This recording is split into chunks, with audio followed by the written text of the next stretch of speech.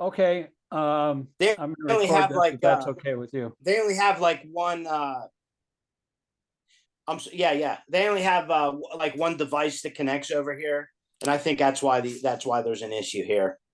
Sorry, man. I did the best I could. Okay. Yeah, my friend Al says his phone is acting up. He's the guy from the McKeesport, college student. He was trying to Oh join. yeah, yeah, yeah. That's right. He said his phone's acting up. To err is human, but it takes a computer to really screw things Okay. up sometimes. Okay, I'm going to That's share the the truth. screen now. We can read a few things. And for however long you Beautiful. can, That'd be it doesn't great. I matter if we cut it appreciate off that. early. I'm really glad that you joined me because, maybe your grandma will get a little spiritual energy. We'll pray for her, you know. Sure. Yeah, I mean, it helps. It really does. I mean, That's exactly. if as long as we have Yeah, all good stuff. Krishna kathas going on, you Absolutely. wouldn't believe the power of these things. But anyway, I'm going to read. Can you see that now? I can see. Good. Okay. Yep. All right. So I'm going to read the Sanskrit and its synonyms and the translation, and you can read the paragraph, what is called the purport, if you want to. Now, if you have problems Sure. with it, just I will do that. and I'll pronounce the Sanskrit words in the purport if you have trouble with pronouncing them. Just ask me. Okay, this is text 32, the second chapter, Divinity and Divine Service. Sounds great. Yatahi avahito vanir drishveta svayonishu naven naneva bhakti vishvatma bhuteshu chav tatapuman. Synonyms. Yata, as much as, he, exactly like, avahita, surcharged with, vani, fire, darushu, and wood, eka, one, svayunishu, the source of manifestation, Jnana, like different entities, bhati, illuminates, vishvatma, the Lord as paramatma, bhuteshu, in the living entities, cha, and tata, in the same way, puman, the absolute person. Translation: the Lord as supersoul pervades all things, just as fire permeates wood. And so he appears to be of many varieties, though he is the absolute one without a second. Go ahead.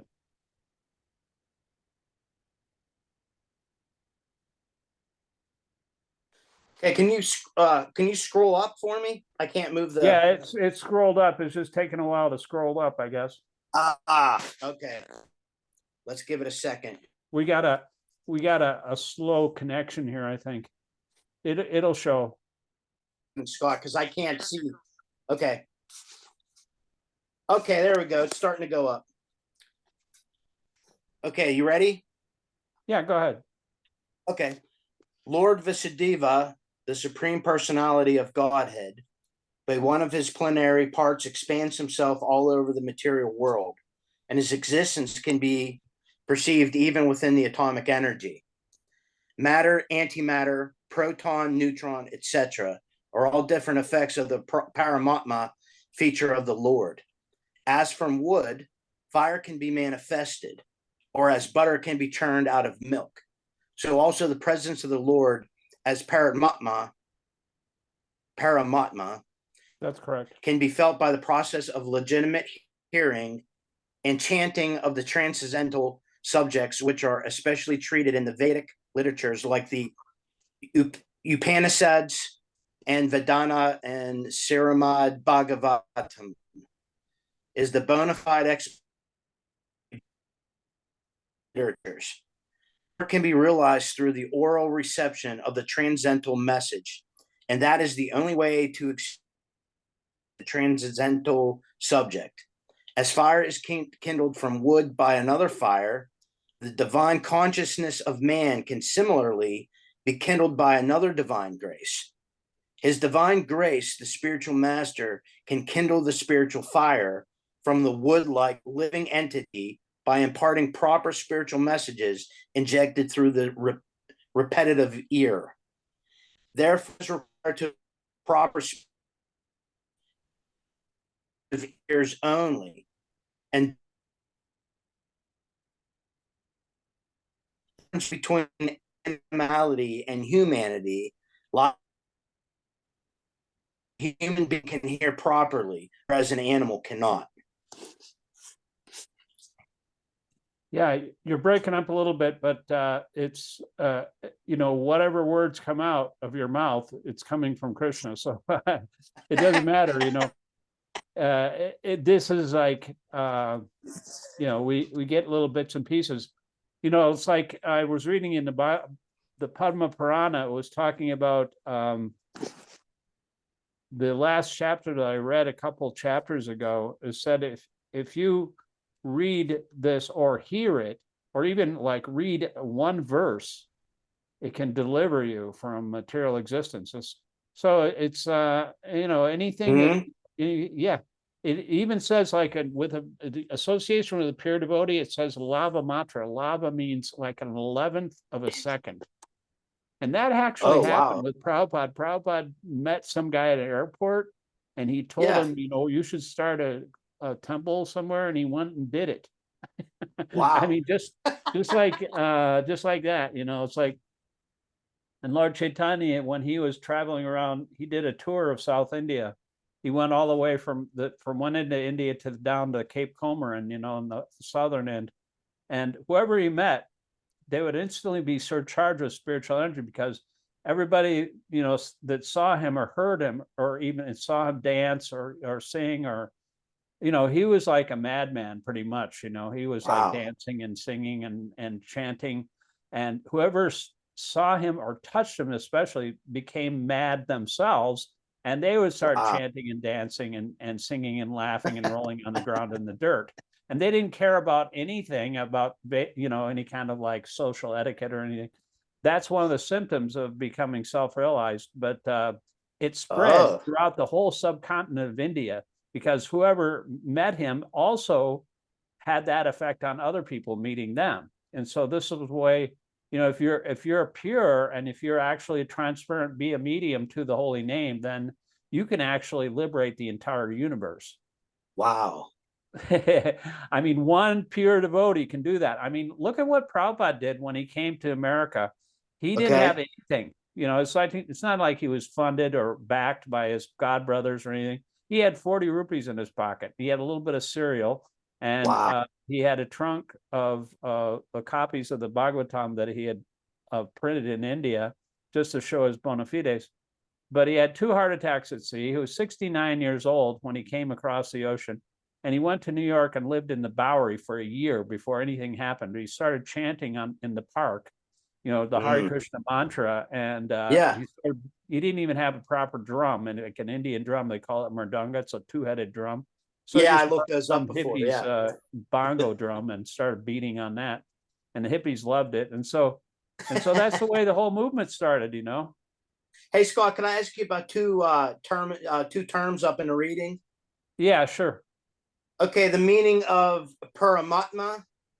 Paramatma is the super soul. I always explain this actually to when I'm talking to people in the Uber rides that I give, because I tell them, I actually help manage a yoga studio, and it is yoga. This is yoga. Absolutely. Yoga means the yoke. That the etymological root of the word yoga is word yoke, like you yoke a bull.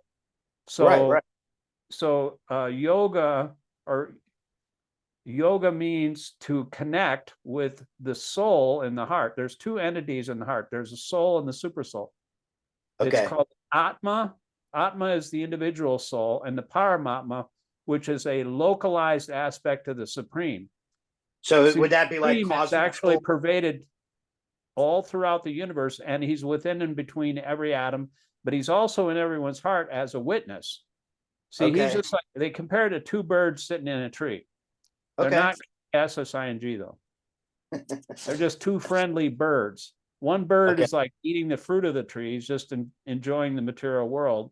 He's engaged in that way. And then the other bird, he's the smarter, stronger bird. And he's just a witness. He's a friendly bird. And we've kind of like forgotten about this other dude that's sitting there in the tree of our heart. The super soul, the Atma, it's described as being very, very small. It's 1/10,000th of the size of a tip of a hair, if you can measure that. Wow. It's like almost subatomic or submicroscopic. Even if you could see it with like a really powerful microscope, you probably wouldn't be able to see it because it's pure spiritual energy. That's who we are. The Atma is who we are. We're not the body. We're not the mind. We're not anything. We're spirit soul, part and parcel of the Supreme Spirit. Now, the localized expansion of the Supreme, the Spirit, the Bhagavan, there's three aspects. The Brahman is the all-pervading aspect of the Supreme. That's like the sunshine. And the Paramatma is the localized aspect. That's what the yogis meditate on in their heart, because he's also located in his heart, and he's like about thumb high. He's in the heart area, and he's a localized aspect of the Supreme. And so, the individual soul, the Atma, it only knows what's going on in its own body. All the thoughts and feelings, pleasures, pains, whatever. He doesn't know what's going on in anybody else's body. But the Paramatma, he's like the big brother to the nth degree. He knows what's going on in everybody's body simultaneously, consciously, simultaneously. Every living entity in the entire universe, all the trillions and quadrillions of living entities. He knows what's going on in the entire universe. Of course, he's just a witness, though. He doesn't interfere with our independence, but he's got his own crib in the spiritual world. The Goloka Vrindavan is where he has his friends and family and lovers, so he lives there and is enjoying like anything. Whereas we're suffering here, and he wants us to come back here and enjoy with him in the spiritual world. That's our home. We're like in a prison here, believe it or not. We're Maya. We're in the cave, so to speak. That's right. And we don't know what real enjoyment is like. We think enjoyment is stopping from banging our head against the wall. That's called enjoyment. If somebody is like being waterboarded, or like in the olden days, they used to like dunk people in the river and then let them up. And they would say, "Oh man, this feels so good to be let out of the water. I'm not drowning." So that's what it's like in the material world. Our enjoyment is basically, just the cessation of miseries temporarily. So would it be accurate to say then the two different phases of the soul? Then there is relative truth compared to absolute truth. Then. Yeah. Well, relative truth. See, there's relative truth is, basically in the material world, the truth with a capital T is what Fritz Perls used to call it. He was like a Gestalt therapist back in the 60s. Okay. California, but he called it the absolute truth. My father got in an argument with my spiritual master as soon as he met him, because he's kind of an atheist and he's like a little bit envious of somebody that doesn't know anything more than he does, so he said, look, the only absolute truth is that there is no absolute truth, So he started arguing like that. Oh, there's Melissa. Melissa's joining. Hey, Melissa, can you hear me? Asked to unmute. Do you know Melissa? You don't know Melissa. Melissa, hi. Hi, this is my next door neighbor, Brian. It's two guys, now with a woman. So Al couldn't get on because his Wi-Fi is acting up. But thanks for joining us. And I'm actually going to be bowing out so I could go and he's at his grandma's house, and he's got to take care of his grandma. Yeah, because she's sick. So, but thank you, hey, Scott. Thank you for the time though, to be able to get on and learn a little bit, even at a reduced rate. I appreciate the time just to be able to go and give me a little bit of spiritual. If you can come on whenever you can, and however long you can, I really appreciate your joining us. So thank you. I appreciate the information. And say hello to your grandma for me. I will. Thank What's you her so name? much very much. And it was very nice. Her name is Irma. Irma. Yeah. If you could say a quick prayer for us, Scott, that would really mean a lot to us. How old is she? She is 94. That's 1 year older than my father. Wow. My father is an invalid, though. He can't move. Oh, well, He yeah. goes My, from the my couch to grandma the Irma, commode. all the faith that I have in my life, I attest to learning from my grandmother. She's a rock of faith, very loving person, very in tune with the harmony of life. So any Nice. little prayer you could say would be very, very appreciated. I will do that. Thank you, Thank you very Brian. much. I And it was nice to appreciate it. meet you, Melissa. Nice meeting you. Hope she gets Take She's well care. got a soon. beautiful voice. If you ever come to our kirtan, she Oh. I sings. think I know who She you're leads. talking about then. I think I complimented her on her voice before. Yeah. I think I met She's her. a I very think I know good who you singer. are. She's got a. She doesn't even need a microphone. Bye, bye, Brian. All right, take care, guys. Talk to you Bye-bye. later. Bye, Bo. Hi, Melissa.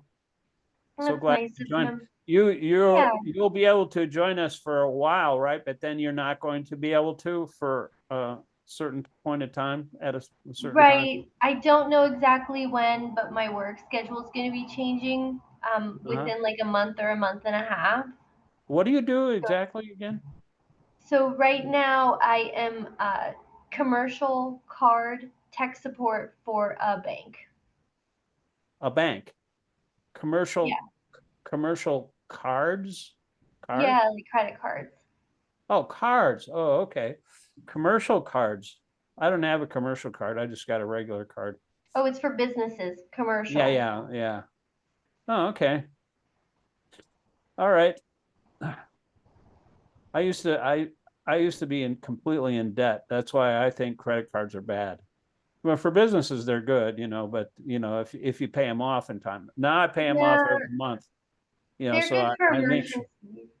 It's funny because when I met my wife, I decided to declare bankruptcy because I was like $30,000-$40,000 in debt. And so I went to the bankruptcy court, in 2002 or whatever it was, because, I didn't want to, I was like a traveling salesman. So I didn't want to like be away from my wife, so I told the judge, he asked me, why are you declaring bankruptcy? I said, well, because I wanted to, because I'm getting married. And he started laughing.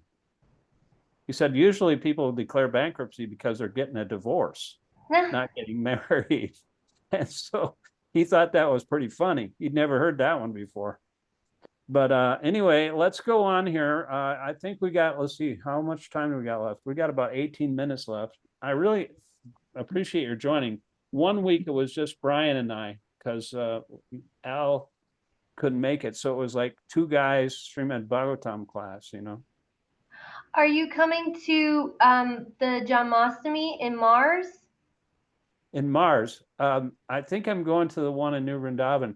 Actually, somebody asked me to film the Radhastami, Radhastami or Varsana Maharaj. Is it Radha's That's on the appearance 22nd. day? That's on the 22nd of September. So they liked the job that I did the last time I was there. And so Mukunda asked me to lead kirtan from 10 to 10:30 at the Mars Janmashtami. Oh, wow. Nice. So, yeah, I'm going to go to that, and then I'm going to go straight home because that late, kirtan is not for everyone. Yeah, I'm old. 9 o'clock is a new midnight for me. Yeah, I wonder who they have playing like later because it goes to midnight. Yeah, so for sure. Maybe some, a lot of times they read stuff too. I mean, back in the olden days when Prabhupada had his I was just reading. It's kind of interesting because I was just reading about Janmashtami in the Padma Purana. I've read 280 chapters so far of the Padma Purana. It has 55,000 verses. The Śrīmad-Bhāgavatam only has 17,000, but it's got a lot of purports. There's no purports for this book, but do you remember that Russian devotee who moved to Chakrina? Yeah, Chakrina. I remember talking to him, and like somehow the subject of like whether or not you can tell you've seen Krishna came up. And he said, well, you would never know for sure you would see Krishna, and then you would spend 10 years reading all of the Vedas and like to try to find out if that was actually what you saw. Yeah. Do you see the screen here? Rohini. Yeah. See, this is the chapter that I just read. See, it says the importance of the vow of Janmashtami. Now, the vow of Janmashtami is basically just fasting. You fast until midnight, right? But this particular Janmashtami, I looked it up. I've got a special app that I downloaded. It actually only costs about 99 cents. It's called, let's see, what's the name of it? I have a collection of apps here. They're called devotional apps. This is called the ISKCON calendar. But on the 6th, which is a Wednesday, it's interesting because it says Astami, that Janmashtami is like a certain period, like usually Janmashtami or Radhastami is when, one of the divine personalities it appears. They're not born like anybody else. They appear, and if you know the appearance and disappearance of these personalities, then you can be liberated. Actually, it's all you need to do is know why and how Krishna appeared and disappeared. But it says, there's different auspicious times according to a Vedic astronomy. It says Astami that is united with Rohini. See, Rohini, and I don't know what even Rohini means. I think it's like a planet or a star or something, but should be regarded as complete. And when it's on a Wednesday, which happens to be this next one, then it's really auspicious if you fast on. It says, give salvation to crores of the members of the family if it happens on a Wednesday. Because the Vedic calendar, it's not on the same day every year. It's like a different date and a different like day of the week. So when it happens on a Wednesday, it gives salvation to crores of the members of the family. You know how much a crore is? No. It's like 100,000. So that's everyone. That's more family members than you can think of. So it's really auspicious. That is the importance of the vow of Janmashtami. Of course, if you don't fast, then of course it says you go to hell. So that's the downside, I guess. But anyway, it's really important because it's very auspicious, and especially this particular Janmashtami is very powerful for some reason. I mean, who knows about this Vedic astrology? It's really a science, but Prabhupada said that his spiritual master was actually the last astrologer that really knew what he was talking about. I mean, you get all these like fortune cookies at the restaurant and stuff, that's not really astrology. I had one at the Burgatory, that restaurant. And it said, I can't believe you're eating my tiny house. So that was kind of funny. Anyway, let's read a little bit before the time comes up here. But I just wanted to say something about Janmashtami because that's coming up pretty soon. And I'm really glad that you're going to be able to perform up there. That'll be a benediction for everybody. I'll just read the purport or the Sanskrit and the synonyms and the translation. You can read the purport as usual. Text 33. Aso gunamayer bavar bhuta samsendriyamabi svanirmiteshu nirvisto bhunkte bhuteshu tadgunan. Aso, that Paramatma, guna mayai, influenced by the modes of nature, bhavai, naturally, bhuta, created, shukshma, subtle, indriya, senses, atmabhi, by the living beings, sva nirmiteshu, in his own creation, nirvista, entering, bhunkte, causes to enjoy, bhuteshu, in the living entities, tat gunan, those modes of nature. Translation. The super soul enters into the bodies of the created beings who are influenced by the modes of material nature and causes them to enjoy the effects of those modes by the subtle mind. Actually, Brian was just asking me about this because in the previous verse they were talking, Prabhupada was talking about the Paramatma feature, like it says here, the Yeah. Paramatma feature of the Lord. And they compare it, I don't know if you've ever heard this analogy. The Paramatma is the super soul, is the localized expansion of Vishnu in everyone's heart. See, the individual soul is called the Atma, and it's like very, very small. It's within everyone's heart. It's 1/10,000th the size of the tip of a hair. Very, very small. And so when you, that's who you are, you know, it's so small that you, even if you could look at it in a microscope, you probably wouldn't be able to see it because it's pure spiritual energy. But the Paramatma, that what they're talking about in this verse, is that actually enters into the hearts of every living entity. The super soul is guiding all the living entities, and it's based on desire, what you want, and it's accompanying the living entity. He doesn't interfere with the independence of the living entity, but it helps them, it causes them, when they're influenced by the material energy, it causes them to enjoy these three modes by the subtle mind.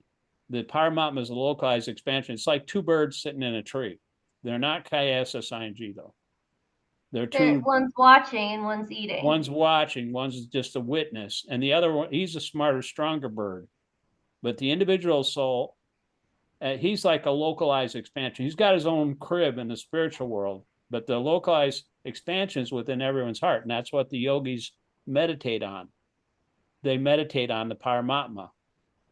Actually, when I first became a devotee, I wanted to put a tattoo on my chest of like the Paramatma, of like the four-handed Vishnu form on my chest, so it'd be like that, because he's like thumb high. He's thumb high, and he's also located in the heart area. But you know, I'm too much of a wuss to do that. You know, I thought you were going to say two birds. Two birds, yeah. Well, there are two birds in the tree, but yeah, two birds in a tree. That'd also be kind of interesting. You know, have two birds sitting in the tree of the heart. But that's a really good analogy, because one bird is like eating the fruit of the tree and the other bird is just the witness. But he's also kind of guiding the living entity, and he also, you know, so you have the spiritual master from without. He's informing you, like, to verify what you're doing. There's a triangle of truth. You got the guru, the sadhu, and the shastra. And you got the shastra, that we're reading the shastra now, and this is one form of truth. And then if it's verified by the guru from without, then that's another part of the triangle that can verify it. You know, you have to verify it 3 times in order to understand that it's true. And then the Paramatma in the heart, he's also there, and he can, you know, by just knowing, you know, you can tell that it's true because he kind of like verifies. It's just like George Harrison said about the Maha Mantra. He said, the proof of the pudding's in the tasting. Aww. You know, if you know, how do you know it works? Because it just gives you a feeling of joy. You know, when you're chanting the Hare Krishna mantra, you have a feeling of that it's working. You know, so when the Paramatma is there and the Guru is there within the heart, and you read the Shastra, then you're free to act, because then you can do what you're supposed to be doing, what Krishna wants you to do. And we shouldn't do anything else. We should just simply surrender to Krishna. And because he always has a better idea than us, you know, he's like pretty smart. And if we think we're smarter, so this is what I put on my Facebook page. I'll show you the little meme. Well, let's read. I can see your Facebook. Yeah, let's just read. I'm sorry, respectfully. But it's just really simple. It's based on it just says, don't think too much. Trust Krishna. Don't think too much. Simply surrender. And I have a problem with my mind, you know, and so that's because it's always carrying you away, like this verse here. You know, it's trying to make us enjoy this material world. The small bird, the Atma, is in the heart of every living entity, and he's enjoying the fruit of the tree, and so he's is that in the purport about this particular? Yeah, this is in the purport where he's talking about how the super soul enters, and through the modes, enters into the bodies of the created beings who are influenced by the modes of material nature and causes them to enjoy the effects of these modes by the subtle mind. So the subtle mind, by the influence of the super soul, he's fulfilling everyone's desire. So if we want to enjoy this material world, the spirit soul the Paramatma will help us. And we can remember, he'll help us remember Krishna. If you take a step toward Krishna, Krishna will take 100 steps toward you. But if you want to forget Krishna, you can forget him forever, and he'll help you. He'll come up with so many reasons and so many justifications to forget him forever if you want to. So he doesn't interfere with our independence, but man proposes, God disposes. He will fulfill all our desires, even our material desires. But, he kind of warns us in these scriptures, these material desires that we have for subtle enjoyment, they're not really the goal of life. It's like that song by Melanie in the 70s. I'm old, so I remember this stuff. It said, it's like the It Goes Marching On was the name of the song. It says, you might think you're having fun, but you're not having fun at all. Right. As the It Goes Marching On. So we're not really having fun. I was telling Brian that the idea of enjoyment in this material world is to stop banging your head against the wall. And it's like being waterboarded, when the king used to like put the guy, the criminal into the river and then bring him up. And the guy felt so much more relieved after he was not drowning. So that's the experience in the material world, is like the idea of not, of the temporary cessation of misery. And that's all this material world is, just solid misery. Krishna verifies, dukkhalayam ashashvatam. Dukkhalayam means miserable, and ashashvatam means temporary. This material world is two things: miserable, temporary, and miserable. So we have to get out of here. That's the goal. So let's just read here. We got about almost 4 minutes left, and you can read the purport again. Sarva bhavyati esha satvena lokavai lokabhavana lila vatarananu rato devatiryan naradishu. Synonyms: bhavyati, maintains, esha, all these. We didn't read the purport for the 33. We didn't? No. Oh, I'm sorry. Didn't get to it. I'm sorry. So okay, no. I'm just like skipping ahead. Hold on. Okay, go ahead. Okay.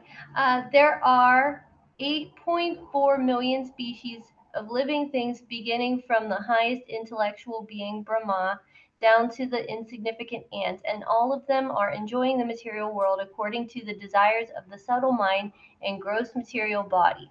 The gross material body is based on the conditions of the subtle mind, and the senses are created according to the desire of the living being. The Lord, as Paramatma, helps the living being to get material happiness because the living being is helpless in all respects in obtaining what he desires. He proposes, and the Lord disposes. In another sense, the living beings are parts and parcels of the Lord. They are therefore one with the Lord. In the Bhagavad Gita, the living beings in all varieties of bodies have been claimed by the Lord as his sons. The sufferings and enjoyments of the sons are indirectly the sufferings and enjoyments of the Father. Still, the Father is not in any way affected directly by the suffering and enjoyment of the sons. He is so kind that he constantly remains with the living being as Paramatma, and always tries to convert the living being towards real happiness. Well, that's exactly what you were talking about anyway. Did you I know. Well, memorize yeah, I the kind of whole like, thing? I was like, riffing on the verse itself, but it's good that I'm like on the right track. I could have said something completely different than what Prabhupada said about that verse. I mean, I've read enough to, I guess, like figure out what the underlying meaning is. But I love that, he's so kind that he constantly remains with a living being. He's there in our hearts, and he doesn't have to be there You know what I compare it to? It's like if you had a dog. I know you're a cat person. I'm a cat person too. When you take a dog for a walk, the dog poops and pees outside, and the owner just stands there and waits for him to do his business, right? And so he's very tolerant and very kind to actually go out and walk. I tried to walk my cat once. I'm It sure that didn't. went well. I had a leash and everything. We just took it outside, and she just sat in the garden, and she didn't move. Aw, She didn't want to go. That was her name. Her name was Aw. aw, Yeah, aw. actually, Okay. that's how I named her, because when I was sitting there waiting to sign the papers at the PetSmart, uh, some people, she was a stray, but some people were like saying, "Are you going to adopt that cat?" She was like this big foofy tail that had her tail way up in the air all the time, That's the best. and she said, "Yeah," and they said, "Aw," and I said, "That's her name." So that was kind of a coincidence.